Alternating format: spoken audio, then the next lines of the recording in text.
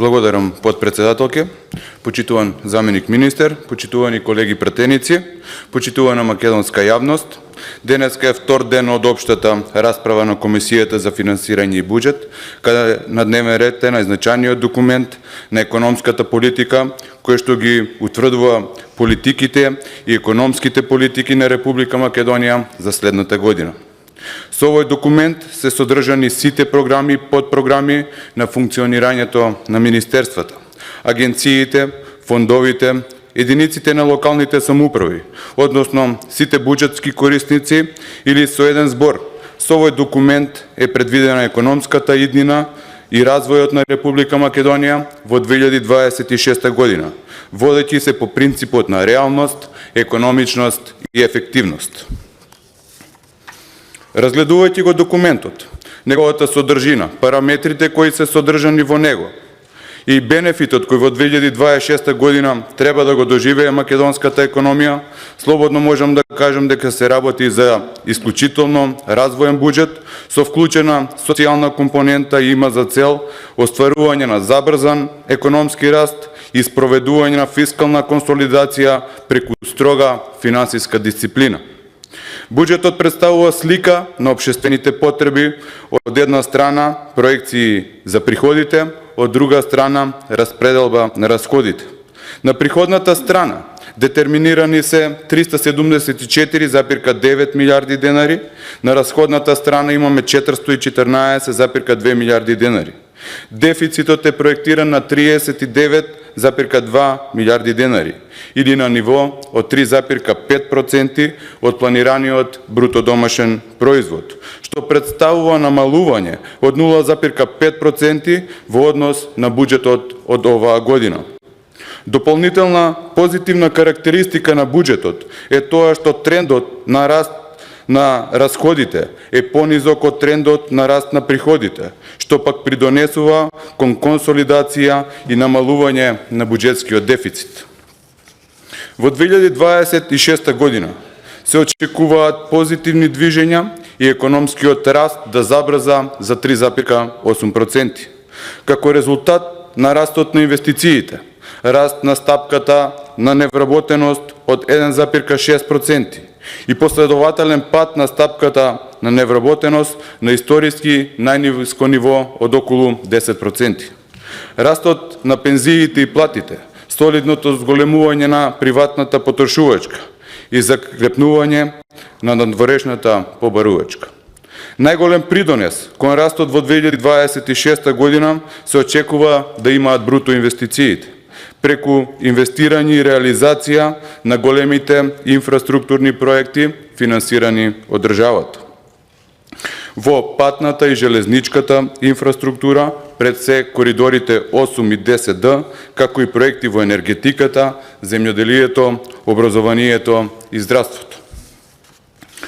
Дополнителен двигател на бруто инвестициите ќе биде и поддршката на општините за реализација на капитални инвестиции со цел на порамномерен регионален развој и унапредување на животниот стандард на граѓаните. Значителен придонес врз растот ќе има инвестициската активност на домашните предпријатија, како и реализација на најавените странски директни инвестиции во земјата преку изградба на нови и проширување на постојаните капацитети во технолошко-индустријските развојни зони. Во 2026 година стапката на инфлација се очекува да продолжи по надолен тренд и во услови на очекувања на стабилни цени на енергенси и храна на меѓународните пазари и е проектирана на ниво од 2,5%. Средствата за социјални трансфери се проектирани на 206,3 милиарди денари, што представува зголемување од 6,7%, како за плати 52,6 милиарди денари или 7% повеќе во однос на ова година, како и за пензии 116,8 милиарди денари, што представува раст од 9,7%. За исплата на надоместоци за социјална заштита на најранливите категории на населението наменети се средства во износ од 12 милиарди денари.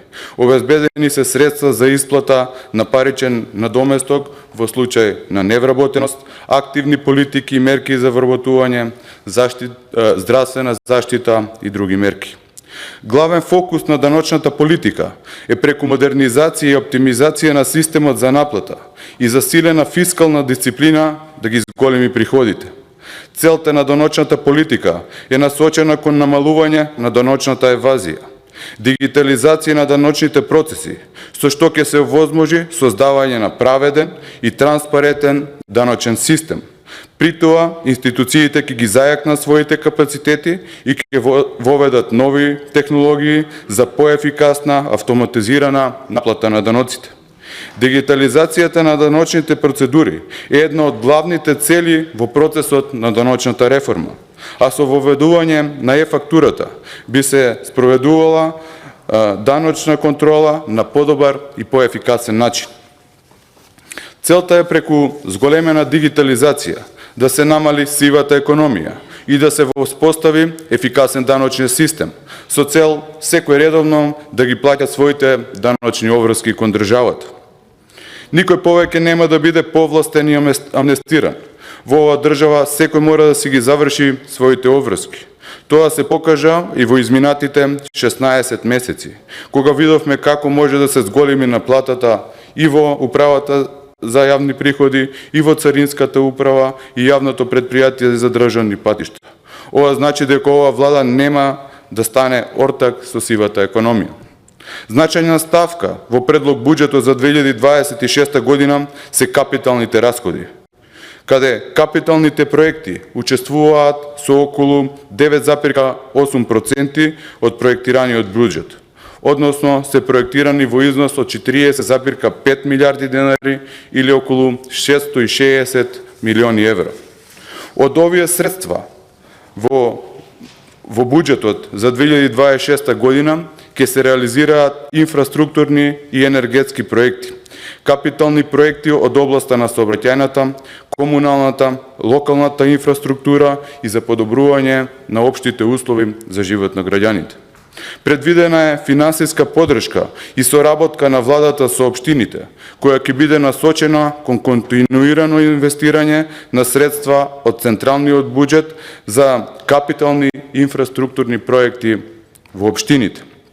Ке се финансира и западниот дел од патниот коридор 8 преку изградба на автопатска делница Кичево-Букојчани, делницата Кичево-Охрид, делницата Тетово-Гостивар, но и на делницата Прилеп-Битола како дел од коридорот 10D.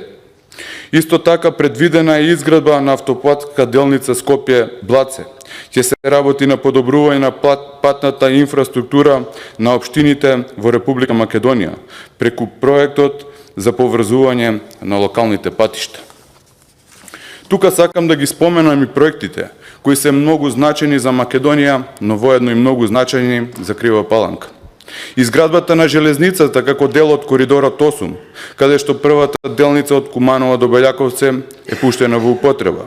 Интензивно се работи на втората делница од Белјаковце до Крива Паланка, за која се обезбедени средства. И во моментот се надминуваат техничките и инженерските проблеми на третата делница од Крива Паланка до Деве Баер и спојување со Република Македонија, со Република Бугарија, со тунел за кој пред 10 дена министрите на двете држави потпишаа договор.